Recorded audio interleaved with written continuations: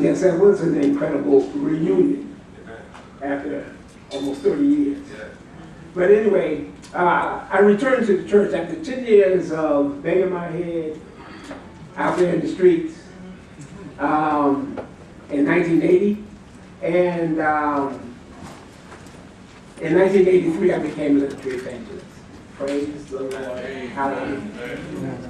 And until 1986, I was doing it full time and started after that part time. I moved to Georgia in 1987. No literature evangelism during that time, since 87. But I had a wonderful experience is that no one has an experience, a literature evangelist has an experience, amen, with the Lord. And no testimonies. You know, your testimonies are very minimal until you become a literature evangelist. Then you really see the Lord work in your life. And since my background was in community organization, I always leaned toward community services and personal ministries, and that's where I've been in leadership ever since, especially since I've been here in Georgia. But I did a little bit in Connecticut as well. And 2014, I was on the nominating committee at my church at Shiloh in Smyrna, Georgia. And they nominated me to be personal ministries leader. I had been community services leader, but they nominated me because they knew that was my love, personal ministries. So they came to the publishing leader on the nominating committee.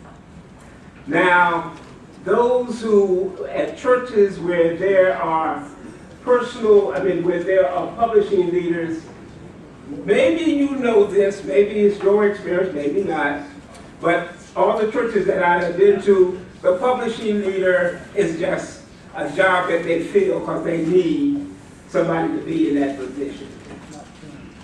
Does anybody have that experience in their church that is just, I see a hand here, that maybe and I spoke to another gentleman, it's just a nice place to be. Fill it up, don't even give it a budget, just, we can fill this position. So when they get a call from the company, who is your publishing leader? Oh yeah, brother so-and-so, sister so-and-so.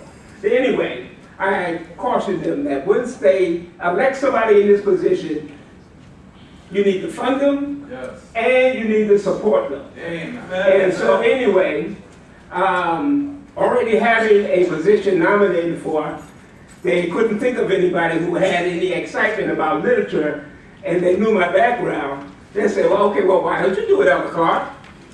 Okay, 2 umbrellas, 2 hats. By all means, let me show you how it's done. And never look back.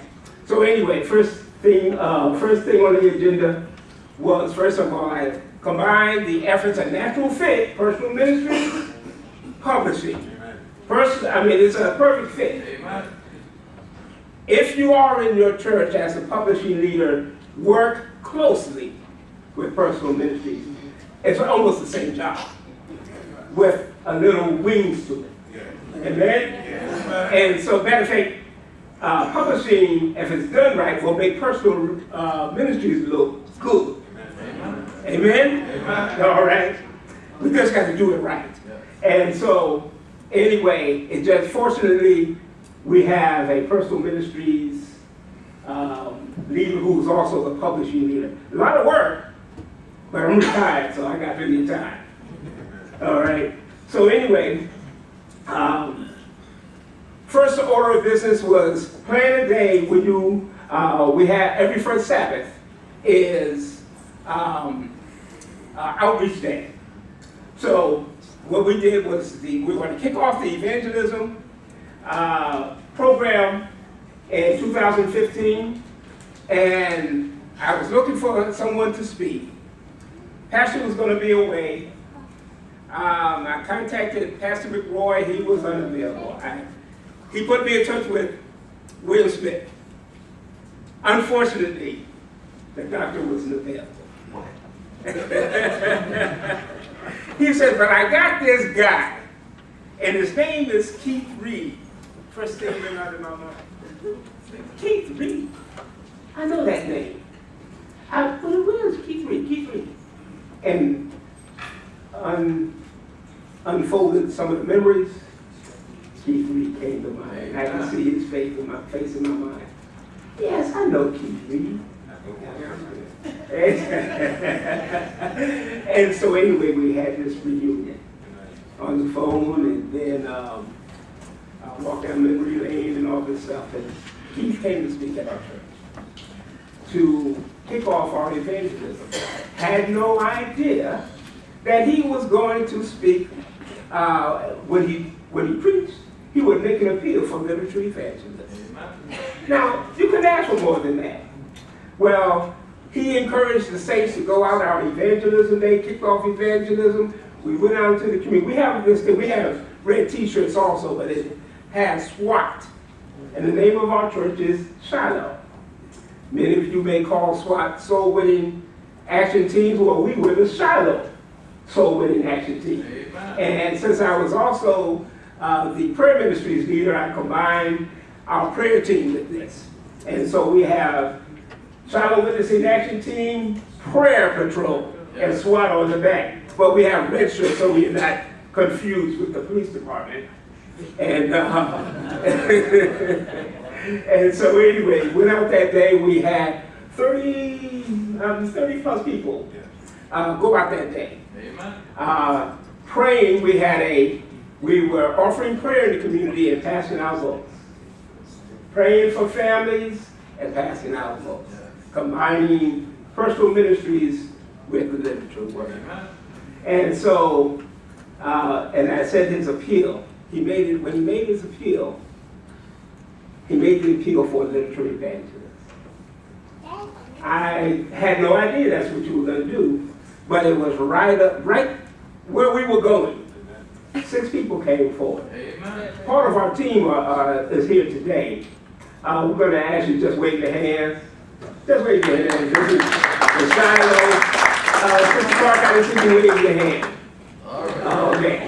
My wife and Sister Robinson and Sister Reed, part of our team. And so anyway, that began our literature work and kicked off our evangelism at the same time. You can't ask for more than that, but God had to plan. Amen? And so anyway, we identified a community, apartment complex called Concord Chase. And what we have been doing in that area is we've been passing out tracts and praying over the community and whatnot. So this particular day, we went out, passed out tracts, prayed with families, and that began our outreach. And I want to say this: when you're working with communities, don't just go there once and leave them. You know, we have an issue with follow-up. Concentrate in that area. And if you have a large enough church and large enough volunteers, then you can pick a few areas. But my experience in community organization is you concentrate in an area, finish the work you're going to do there. Okay? Build some relationships. It's important that you build relationships. So anyway, we got a chance to share some of the services of the church and whatnot. But we have 8 phases that we do with this program. And the first one was pray in the community, offer prayer, get the people, let them get used to seeing those red shirts, okay? And passing out tracts. We conducted a survey last night. One of the ministries that we're involved we talked about surveys. It's almost the exact same survey that I came up with. God is working. And so we conducted surveys here to find out where people itch. Okay? In order to build ministries for this community and every community, you need to know what people actually need, not give them what you think they need. We know they need Jesus. You're going to give them Jesus. But there are some social services that you can provide that the church has built all the ministries around. Amen? So anyway, so we can know what we're going to build our ministries on. We did the surveys, collected the information. Now we're distributing to the departments. so that they can build their ministries around people's needs according to that particular department's expertise. Okay? Again, personal ministries, publishing, working together. And so anyway, we've done a health fair in that community, and now we moved into the next phase. We're enrolling people in Bible studies. At the same time, we're constantly distributing tracts and books. Amen. So God has a wonderful plan. And I'm suggesting that both the A and last, all departments working together. Amen. So what we're doing, personal ministries, prayer ministries, and publishing all working together. Amen. This year we also began working with a comprehensive health awareness program. Okay? We just had a big health fair and all the departments of the church came together. Great opportunity for us to see what it's like for us all working together. And then we're going to be in earnest. As we set our goals for souls, we've identified 50, we're being very conservative, we say 50 souls for 2016. With all the departments working together. And publishing is out in front. Well, let me tell you about what we're doing with publishing. Publishing, we're training every Thursday how to do this work. Everybody who is in the publishing program, except for myself, is fresh. They've never done this before. I think Sister Reed has done the publishing work before. But everybody else has not. So we're doing training. So we're building our publishing program from the ground up. And so we're training everybody. We are part of the family home Christian books. We got our cards, our catalogs, and our bookmarks, and we're distributing those. When we had this last health fair at the church, it was a health fair on steroids, having everybody, all the departments there, and we called it this Taste of Shiloh. And speakers come in and all these, and everybody had set up their tables and whatnot. And we actually sold, what is the book? Pastor McGrawy's book. Yell at God and Live for $2 as an introduction. We wanted to, he was supposed to be there to do a book signing, but it kind of conflicted with his schedule. But it was a great, we gave a discount, sold for $2 for you to go in. But anyway, it got a chance, it gave the church as well as the public an opportunity to see what we do. And so we found that as a great opportunity to introduce the publishing work that we do at Shiloh Seventh-day Adventist Church in Smyrna, Georgia. So I have a few more minutes. There may be some questions you might want to ask. Anyone have any questions, please ask the right questions. You know, the ones I know the answer to. What are some of your favorite little sharing books in the community? Great Hope. Great Hope. Repeat the question. I'm sorry. Oh, the question was, what are some of our favorite books that we share in the community? Great Hope is one. Of course, we do Let's Win. That has been very popular among our young people. That's the one with the basketball. They have the Hawks uniform on. Oh, yes. Let's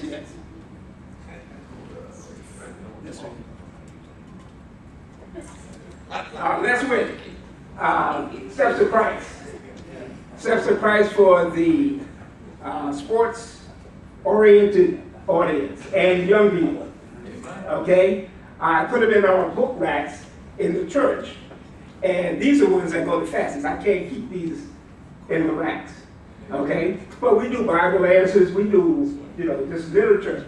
Everybody does not have to sell books to be a literary evangelist. And this is what we're telling everyone. Amen. Okay? So we do, occasionally we get our hands on Glow. And we make sure that Glow is one of the things that one of the tracks that we use. But we have, since our wonderful denomination has a plethora of tracts. We don't have a shortage of anything, do we? When it comes to the gospel, amen? Well, we just have a shortage of laborers. And so anyway, yes, we have a hand in. Yes, what is the method you use to channel the interest through the pastor or through other parts of the laity? What method do you use when you get interest as you go out? There may be some ripe fruit, there's green fruit. Yes. How do you channel that so that it can make sure that the proper follow-up and you know that certain persons may reach others better than others? How do you do that? How do we reach The follow-up. in our follow-up? Follow-up is the most important thing that we can do here. Well, one thing, we glean the names. We capture the names. One of our members of our team, they're computer savvy, so they have helped us put a database together. So we capture the names, numbers, and addresses, and then we're training our SWAT team to do the follow-up with Bible studies, with phone calls. We are developing the interest coordinator team. One person cannot follow up. So we need to be working as a team. And so publishing and personal ministries and all the other departments, these clerks, we engage everybody to help do the follow-up. So one of the things is that when we get the names and numbers, we make phone calls. Let women do the phone calls. I tried it, and my voice just was not non-threatening enough. But women have a non-threatening. So we're learning some things. Women, Good point. engage the phone, okay? So our follow-up includes visitation and phone calls, okay? The survey also captured some of the needs of the people, so those are people we have direct contact with, okay? Any other questions? Oh, we also have a food pantry. So we're engaging people through food pantry with Bible studies as well as literature, okay? Tracts and books. So we have an opportunity. That's another target audience that we're utilizing. Thank you.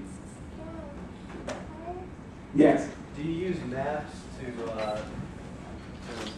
remind people where you've been and where you haven't been? We have used maps.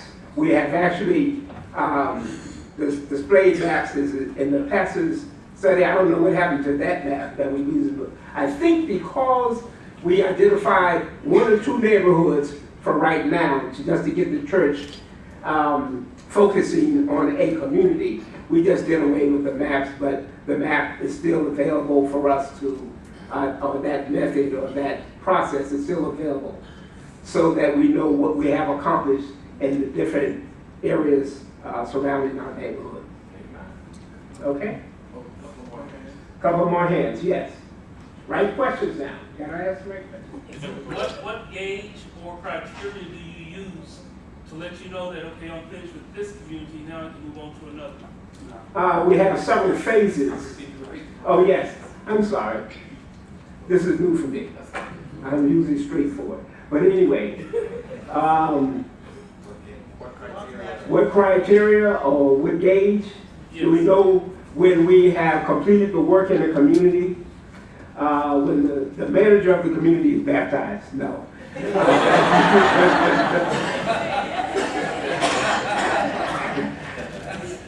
Well, since we just started this, we have not got to that point where we feel that we're finished yet. So it's a work in progress, and we do plan to have an evaluation as is, but we have several phases that we're in phase 4, that's enrolling people in Bible studies for that particular community. And so there's 8 phases, and so because we're at phase 4, we haven't gotten to phase 8. When we get there, we're constantly evaluating.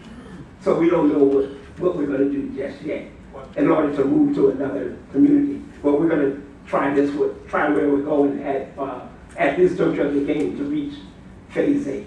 And that's 2 We got enrolling people in this Bible study, this set of Bible studies. One more follow-up and see how many baptisms come out of this. But we probably will never stop. But we will, once we, this is in the incubator and in the laboratory. And so once we complete this and do our evaluation, then we'll know when it's time to move on. Have you already mentioned the phases? No, I haven't. Okay. We'll do that when we come back. All right, okay. Okay. Excellent job. Let's give him.